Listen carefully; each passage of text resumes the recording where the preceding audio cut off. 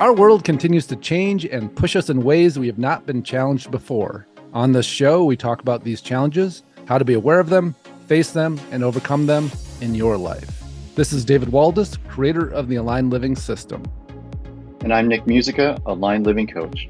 Welcome to the Aligned Living System podcast.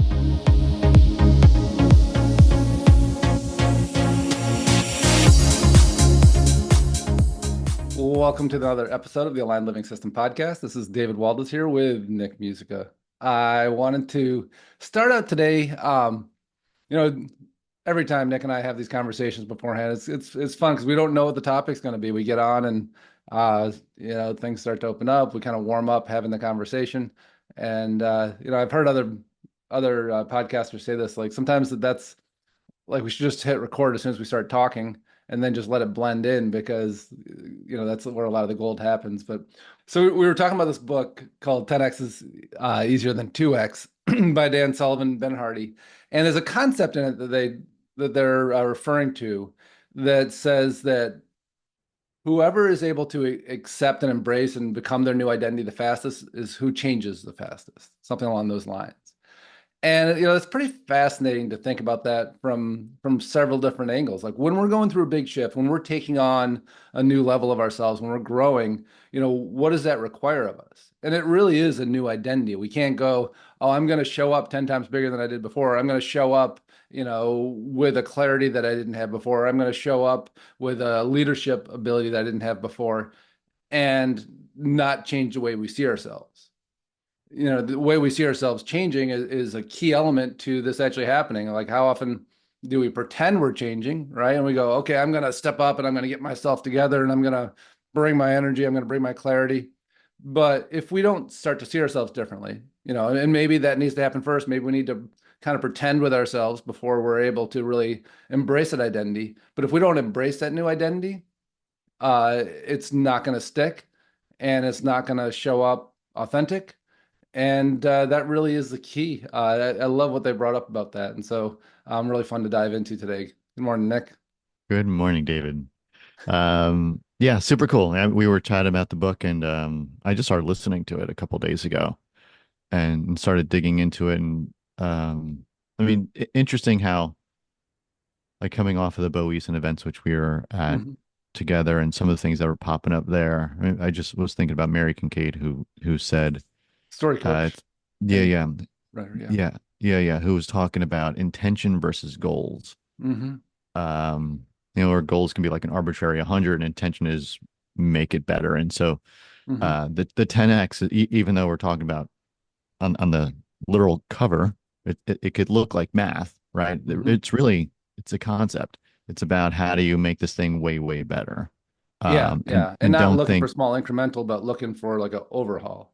Yeah.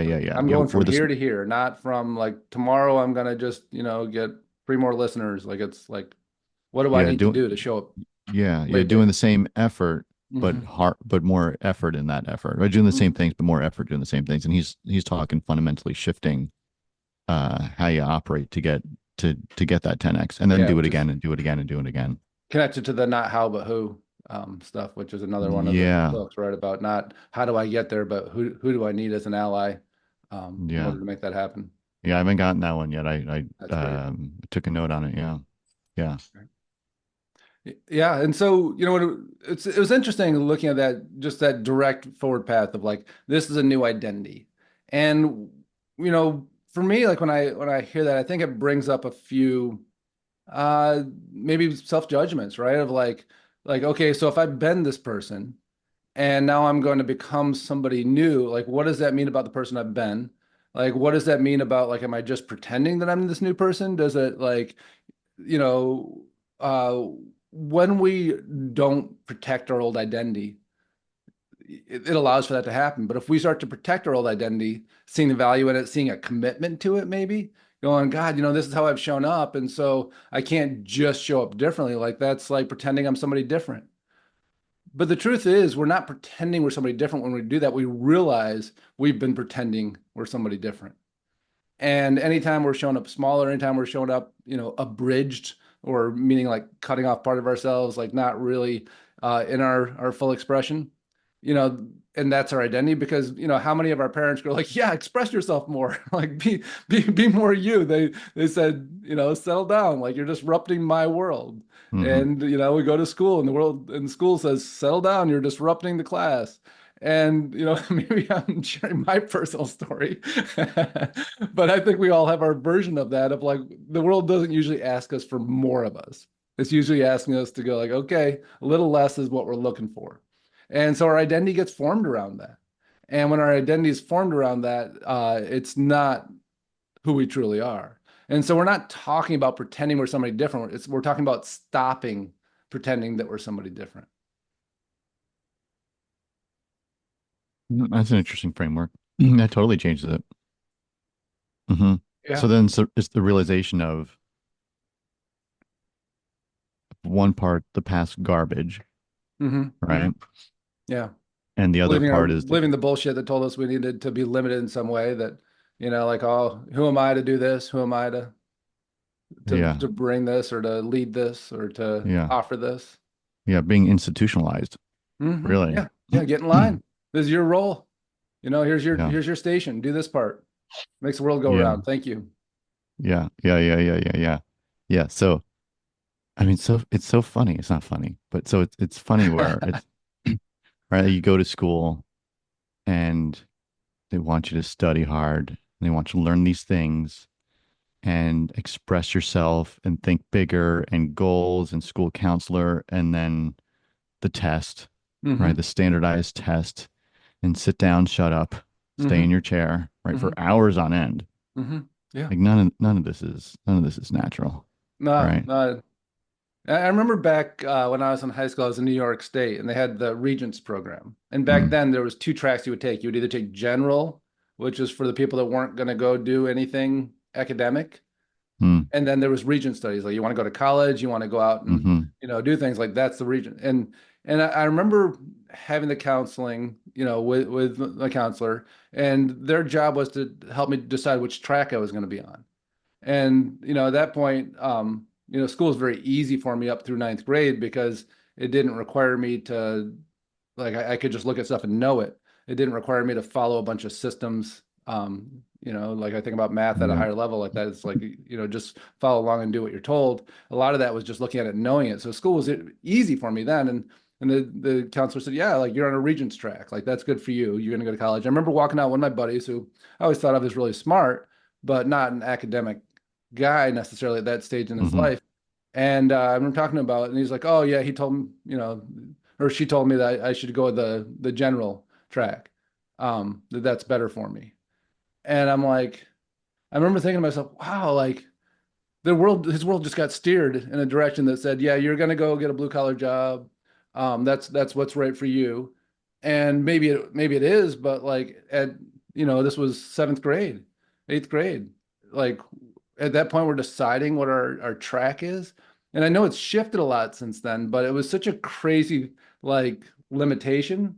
And and that guy went on to go get I think his master's degree in nursing and became a nurse, later on. But mm, he was told that in eighth grade, yeah, this is the track for you. You're not going to do something that's going to require brains in an academic way. Um, yeah. Then we still have that. It's still part of the system, yeah, right? absolutely. People hire because you've done that same job before, Hmm. right? What That's some boring shit. Like when you step into the next job and it's the same job as you did before, but that's what people are looking for, Yeah, right? yeah, yeah, Or you hit 8 of the 10 marks and then they come back and say, ah, just not a fit, just not a hmm fit, right? Don't want to set you up for failure. Well, yeah, yeah, don't you have a training program? Like, yeah. really? Advancement, yeah, like next There, leveling. there's nothing here Hmm. to Hmm. seek for growth. Yeah, Really? You just want to cookie cut the last 2 years of my life with the next 2 years of my life? yeah, For 10% more. Got it. Okay. Well, I mean, that's yeah, helpful. yeah. Lock me in. Oh my goodness. Yeah, like the dreaded Monday, right? Like Hmm. I remember Sundays being like, oh fuck, Monday. I remember that very well. It just all because it was the same. It was Groundhog's Day, right? It was Bill Murray Yeah. and Groundhog's Day, and it was just some version of the same thing. And you go to the meetings and say the things, and like like None all of this it's matters. Yeah. not yeah right. It doesn't matter. Yeah, it doesn't matter. Where there's then there's breaking that mold, Hmm. which was that 10x thinking and how what the Bo Eason training and what Mary Hmm. said and all that fun stuff. Like, and a lot of it's similar in concept and expressed very differently based on the individual. Right. But conceptually, it's like know who you are and just go and do it. And that's overly simplified, but that's Yeah. Yeah. And I see know who you are. Like, yeah, I talk about this a lot in like in people's personal spiritual development stuff. People that have done a lot of personal development work, their sense of self is that they know themselves really well. And I want to shatter that concept because I think it's absolutely wrong. When we've done a ton of inner work, we know our coping mechanisms really well. We know how our existing identity is. And we can use that information to go, oh, I know myself. I'm going to like this. I'm not going to like that. This is for me. This isn't for me. Or we can go, I know myself as I've been, and these are the ways that I've learned to limit myself. And I'm using yeah, the way that I've known myself not to propel myself forward to fit that mold, but to go fuck that about a bunch of the things about the way I know yeah, myself. yeah. I may have used this example before chatting with you on the podcast, but I used to work at a pool hall when I was like 20. And one of the guys who was really good, we used to call them players. They would be right up front, playing on the nicer tables, Mhm. and the players would always get treated better, right? Than the folks who would come in and out, the teenagers or whatever it was, people on dates. Um, and I remember one of the players being like, "Ask me about my game," and he asked me if I wanted to make it better, and he's like, if you want to make it better, you got to be prepared to have a worse game for the next 3 or 4 months. Mhm. What do you mean? I don't get it. And he said, because when you learn a new skill and you bring that into your existing game, it shakes up your entire game until that skill gets developed and now you have a better game. But for some period of time, it's going to get worse. And Yeah. so Yeah. the path is worse before it gets better. Are you okay with that? And that Yeah. made an Yeah. obviously, I mean, that's been a long time ago now. This made an impression on me, just understanding what that means. Um, And I think we see that all the time. I think you were talking about that. I think when you go from your current operating system of being comfortable with what the results you're getting based on how you operate it, and then Yeah. you And, jump to and this knowing other your thing. limitations. Yeah, yeah, yeah, yeah, yeah. And then jump to this other thing. Like shit's gonna get rattled up. Yeah. Things will fall apart before you get a chance to put them back together. Yeah. And You're going to that's sort of how it recognize where works. you suck. And where you need help. Yeah, and part of Yeah. this being And on when this I say where you planet. suck, doesn't mean that's like a terminal, that's not like No, yeah, how it is. It's like, oh, I got to clean this shit up, or I got to yeah, next level myself here, or I need to learn this, or I need to find somebody that can help with this yeah, yeah, because I yeah, suck at that. yeah, yeah. It's currently like today, right The now, baseline. Yeah, yeah. And yeah. so what are we doing about it? Are we bringing somebody else in to take care of that because it's not me? Am I going to develop myself? Is this just simply me going, I need to bring more energy to this. I got to step up and show up more here. But, when we're just operating in how things are, um, it's interesting. There's a client I worked with, and before I was working with her, we were at like a group, and there was 10 of us sitting at this table, and super self-aware person, super motivated person. And I had said to her, she was talking about all these things that had happened in her life and how things are. Well, this is how things are. And I said, it's not how things are, it's how you are. Like that's all our experiences. Our experiences are not how things are. All of our experiences are how things are, or how we are. And like she literally couldn't hear it. She was like, "What?" Like, and I'm like, and everybody at the table starts trying to, you know, say to her what I was saying, and so that she could get it, because she's like, and literally like it took like 10 times, and we were all like dying laughing because it was the weirdest thing for her brain to not be able to receive the information. Like she literally, I'm like, just repeat the words back to me. She's like, I don't even know what you just said. I'm like, okay, things are not how they are.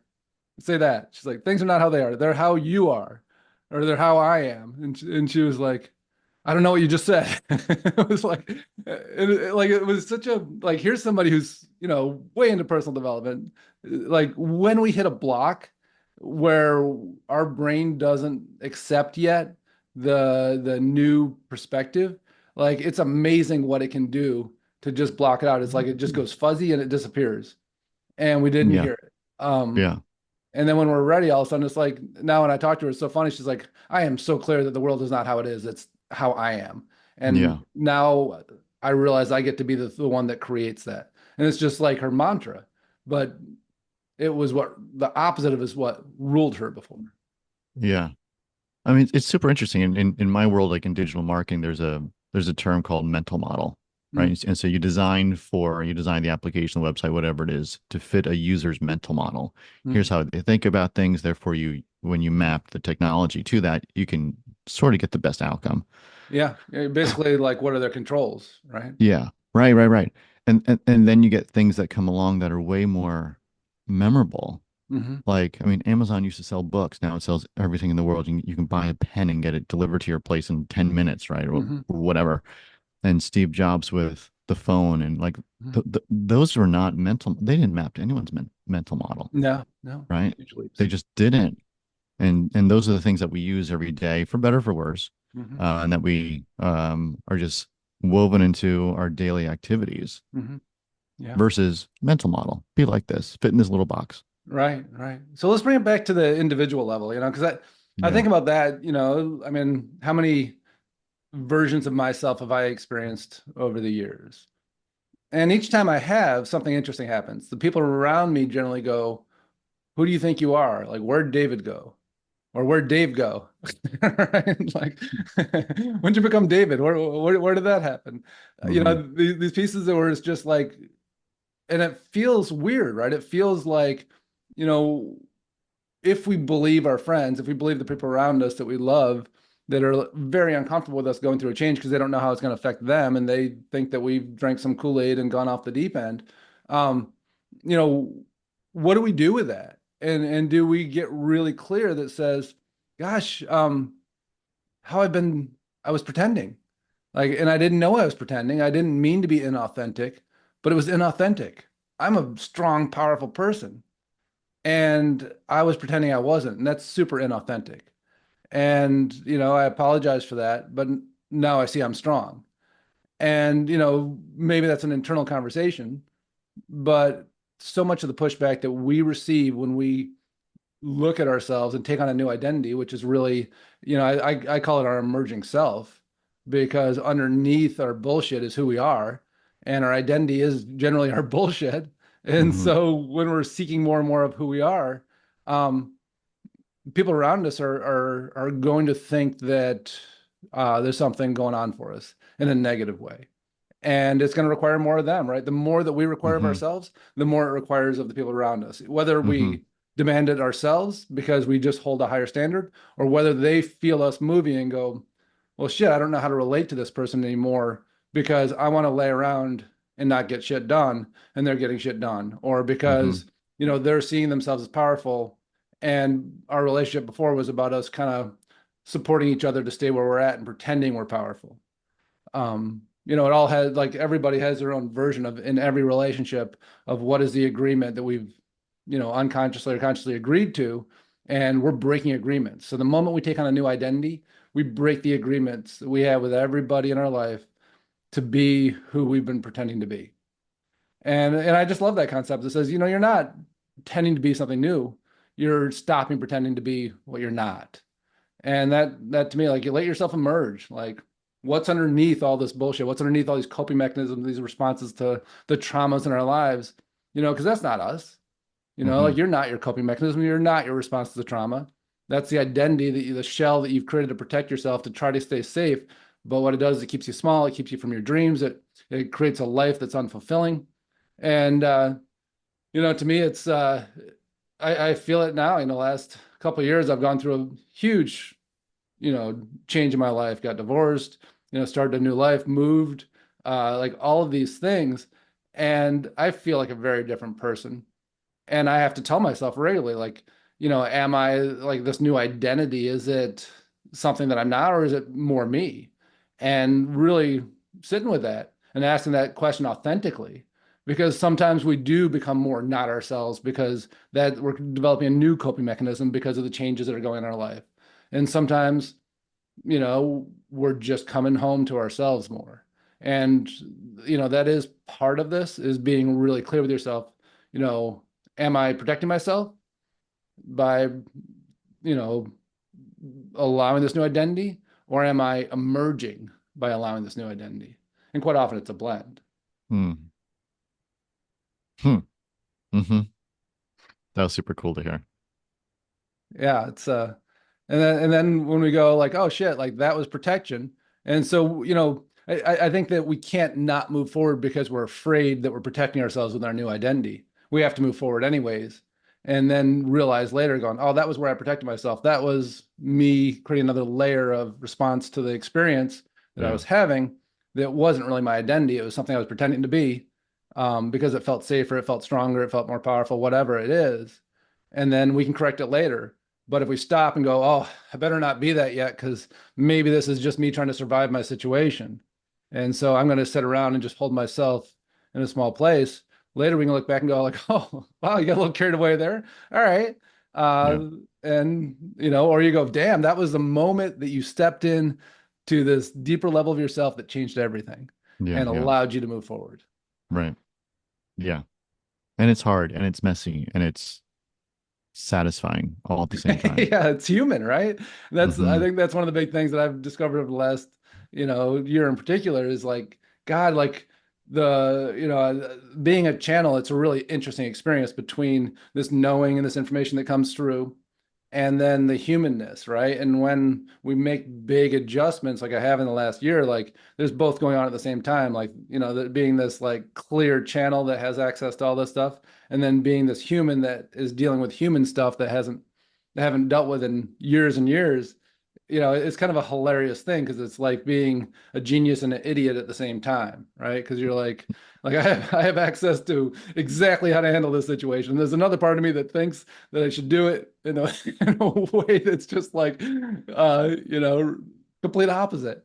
And, I think when we're really honest with ourselves, when we are developing these parts of ourselves, like we got to let it get messy, as you said. Mm-hmm. Because if we're trying to protect ourselves from the mess, shit doesn't happen. And, it's Yeah. like saying, well, I'm a perfectionist, so I can't do it. No. And Brendon Yeah. Burchard's definition of a perfectionist, I absolutely love. Like he says, well, you're not really a perfectionist. You're afraid. If you're a Yeah. perfectionist, you'd be putting it Yeah. out into the world so the world can give you feedback so you can perfect it. So you can make it better. Yeah. Yeah. Yeah. Right. Yeah. Yeah. Yeah. I mean, like, don't, so just a nuance on it, like allow it to get messy. It's going to get messy. Yeah. Yeah. It And will you got to get look messy. stupid sometimes.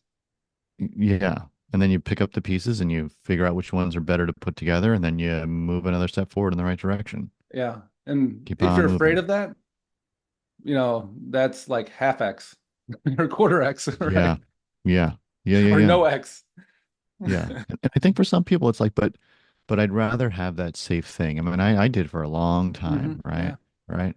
Yeah. And the reality of it was, and it took me a long time to recognize it because Hmm. I always thought people in these positions just knew more, better, Hmm. operated differently and better. And the truth is they a lot of them don't. I mean, there are Hmm. some there's some very impressive people out there, but they're the exception. They're not the rule. Hmm. And Hmm. there's a lot of folks who get into these higher level positions who are just messy, making the shit up as they go along. Yeah. And then people go, I want to work for that person. Well, maybe you don't. Hmm. Maybe you do right now because it gives you the things you need, right? And we all have to deal with that. But you can be just as messy as they are and have way more satisfaction because they are messy. There's no clean line between you and them. There's no big difference sometimes. So just step into what the mess is going to be and start building your own shed. And Yeah. that can be a big difference for a lot of folks out there, especially now where the Hmm. market's doing what it's doing. A lot of people have been let go, and some people want to go back into the fold. It's safe. Just give me that job.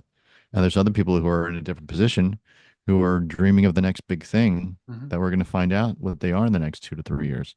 Yeah. Yeah. And and it's interesting too, like seeing the inside world of people that are doing different things. Like as a coach, working one to one with a lot of folks that, some people that are just working on their personal development. And they're not ready to bring it into launch yet when they first start working with me. They're just kind of meandering around, exploring themselves. And other people that have been, two-timing stuff a lot, like I doubled my business. And then there's the people that are the true 10Xers that are like, on huge stages, having big impact and being Yeah. seen and well known. And what I found, like, it's really interesting is on the outside, the people that are doing the the 2X type stuff that, really successful by all means, um, they actually are the ones that have the biggest difference between how they're showing up in the world and what their inner world is like. And so, like, when we start to dive into their personal development, initially, quite often there's this huge gap in this feeling of like, who am I and what do I have to offer?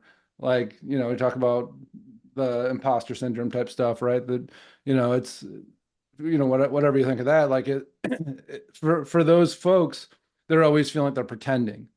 Hmm. And then the people that are like the big names, like the ones that are really out there, like when I work with them, there's something they're just authentic. They're just like they have embraced the identity, right? They said this is who I am. And the people that are in that stage where they haven't quite are saying this is who I want to be, and so I'm going to keep pretending that. Um, Yeah. but they don't feel like they are. They're not willing to make that big leap across and just go, hey, I'm showing up. This is who I am. I'm tired of not being me. I'm tired of pretending I'm this freaking person that can't get shit done or can only do small things. Um, I'm clear now. Like, this is who I am, and I'm going to embrace it. And whenever the fears come up, or the self judgment comes up, or the pushback from the people in my life comes up, I'm saying, yeah, well, fucking deal. Like, I'm not doing this anymore. Um, and it's remarkable seeing the I was gonna say the comfort level, but that's not right. It's like, how do those people deal with the discomfort? Like those big names, they get just as uncomfortable, but they Hmm. just go, yeah, that's part of it, right? Like, I'm gonna get freaked out, I'm gonna get scared, I'm gonna second guess myself, and then I'm gonna go, bullshit. I'm doing this. Like, this is what I'm here to do. I don't know. Like, I wish it wasn't. I wish I could go hide out. I wish I could go be somebody who doesn't do anything or be a Hmm. 2Xer, but I'm not. So I have to deal with this. This is my responsibility. Hmm. Um, and the difference between people that are just taking the next level, they're not comfortable with their insecurities. They're always fighting them instead of just accepting them. Yeah. And it's huge. And then the level of people that are just kind of meandering around in exploration but aren't putting into action are basically saying, I'm really uncomfortable and that stops me. Um, Yeah. Yeah. That's great. Yeah. So now what? What do we do now, David? yeah, yeah. So embrace your new identity. Like, that it's such a weird feeling, right? Uh, to just go, oh, I'm not who I was pretending to be. And to me, the biggest help, and I've seen it in my clients, is like when we recognizing the truth is that we were pretending before, not now. Like, I was pretending that I didn't have what it takes. I was pretending that I didn't have the right answer for this. I was pretending that I couldn't lead this. Like, and then we look back at our old identity and go, God, look at kind of shrunk up, kind of feeling small. And when we were doing that, we didn't feel that. We felt like, oh my God, I'm pushing myself to my limit. But my limit within that identity, not my limit of my truth, of my deeper truth. That was the limit that I was pushing against, was an identity limit, not a Yeah. capability limit. Yeah. Yeah. Yeah. Fantastic. Yeah. So let's step out and get a little messy. Yeah, It's gonna yeah. it's gonna get And messy out there. yeah, absolutely. And it's funny too, Nick and I were talking about this concept, and we realized, like, he's Nick's just going through the line living coach training again for the Mm. third time, just for fun, just to kind of really expand it with the cohort of coaches that are coming through now. And we do this exercise, which is about core belief release and about embracing our new Yeah. current core Yeah. beliefs. And it's an exercise, but it's a visualization, it's an energetic shift, it's energy work, and it's always profound for people, and realizing that's exactly what this is. Like, we have these core beliefs that we store in our in our stomach and our root and we just keep fighting against them, going, that's not who I am, I'm this, that we hold in our heart. Yeah. Yeah. And when we clear that out and drop what we've been holding in our heart into our stability and go, Yeah. no, this is my sense of self now. This is who I am. I'm not that. I'm not what I grew up as. I'm not what I was told I am. Um, and Yeah. claim it. It's Yeah, remarkable. that's a huge piece. I mean, that's really the feeling of it, right? Like Hmm. that's the feeling of all the things we're talking about. Like we can Hmm. say we're going to do it, we can even do it. Hmm. Um, but if you're not, and you may have a wicked success out the door or zero success out the door. Hmm. But either way, if you're not feeling it, if Yeah. you're not feeling like this is who I am, this is what I do, it ain't gonna last long. No, No you matter, will no destroy it. matter, no matter what that success rate or degree of Yeah. it was, you got to feel it. You got to just do it. Like the lottery winners that blow all their Yeah, money in a matter of a yeah, year, yeah, and yeah, which is like an incredibly high percentage of that do it because their identity is poor. yeah, yeah. Right. Mhm. From $1 heir to $1 million heir, right? Mhm. Yep. Millionaire. And now, but you still operate like you're a dollar heir. Yeah. And that money will be gone before you know it. Piss it away so fast. Yeah. Yeah. Yeah. So how would a Yeah. millionaire manage that $1 million? Right. Yep. Like Yeah. that, and that's what we're talking about. And you got to feel that. You got to Hmm. like spend the Yeah. time to figure And that hold shit yourself out. to that standard. Yeah. Because Yeah. it's a standard and identity is a standard. Yeah. Yeah, it is. Yeah. Yeah. Yeah. Fun stuff, man. Great conversation. Mm-hmm. Mm-hmm. Yeah. Got my brain spinning about master classes on this. And uh, I mean, it's huge. It changes everything. It's what keeps people stuck, and it's what sets the trajectory and the velocity forward, Yeah. and Yeah. what you're putting your mark on. Yeah. I'm super motivated to go document some pieces and start Hmm. moving them around and seeing which ones I want to keep for myself and which ones I shouldn't, Yeah, yeah, and yeah. point in the direction I want to go. Who Mm-hmm. are you? Mm-hmm. And Yeah. who did you think you were? And can you laugh at that? You go, that's hilarious. I actually believed that shit. I believe those were Mm-hmm. my limits. That's funny Right. now. Yeah. Yeah. And some of them are encouraged, right? A lot of them are encouraged Oh, by other folks. completely. And Like, right? yeah, Like, fit in this box. It makes everybody around you comfortable. They don't have to raise their standard either. no, Stop breaking shit. Just play along. stop breaking shit. Yeah. Yeah. Nice. Okay. So for folks who want to step into this a little bit, who want to Yeah. start to explore, what do we got for them? Yeah. Well, I've started doing some 2 hour classes now, which are really fun intros. And, if you don't follow me on social media yet, like probably, Instagram's easiest, which is just David Waldas. You'll see the classes on there. And there's also in the show notes, there's free classes as well. They're all video classes. And so quite a few intros into aligned living. But if you want to go a little bit deeper, we got some 2 hour classes coming up. And if you want to go even deeper, there's these 10-week programs. And Yeah. so follow the links to the webpage, and you'll see these opportunities popping up, and follow on social or subscribe to the email list, because that's really where you'll see the 2 hour classes and a little bit initial deeper dive. Nice. But yeah, it's fun to watch. I mean, that's one of my favorite things about doing this work, is watching the transformation in each person I work with. Yeah. And the hardest part frequently is just getting started. And those are a bunch of starting points. Yeah, yeah. And so rattling the cage a little bit today. Who are you? Mm-hmm. And who have you Mm-hmm. thought you are? And is that laughable? Is that ridiculous? Yeah. Awesome. Well, have a Right. great week, everybody. Thanks so much for listening. Have a good Catch you one. next week.